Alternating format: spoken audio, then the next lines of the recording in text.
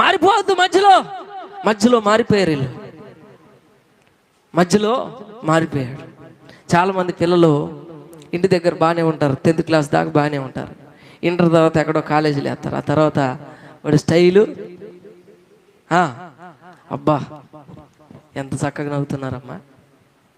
మధ్యలో మారిపోద్ది, ఆ స్టైల్ మారిపోద్ది, వాళ్ళ మాటలు మారిపోతాయి, అవునా కదా? వాడి పద్ధతి మారిపోద్ది, నడవడికి మారిపోద్ది, అన్నీ మారిపోతాయి. బాగానే భక్తి బాగానే చేసేవాడు, బాగానే ఉన్నాడు. ఇక్కడ ఏమైందో అర్థం కావట్లేదు. ఇప్పుడు జ్ఞాపకం చేసుకోండి, ఎక్కడున్నా యేసేపు జ్ఞాపకం చేసుకోండి.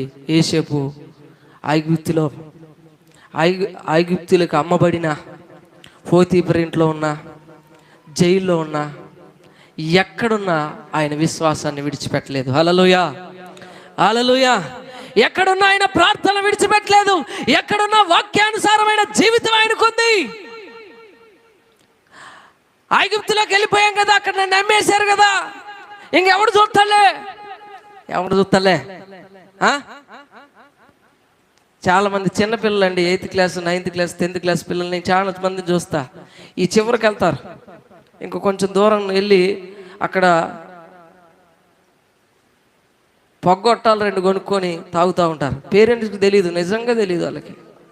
చాలా మంది నేను చూస్తా, తెలియదు వాళ్ళకి.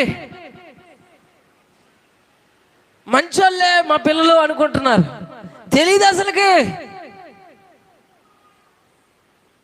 వాళ్ళు ఎంత దారుణమైన పరిస్థితుల్లో 10th క్లాస్ తర్వాత కాదండి, 7th 8th 9th 10th వీళ్ళే.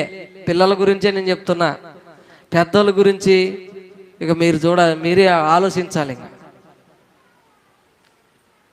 దారుణమైన పరిస్థితి, ఎవరు చూడట్లేదులే అనుకుంటారు.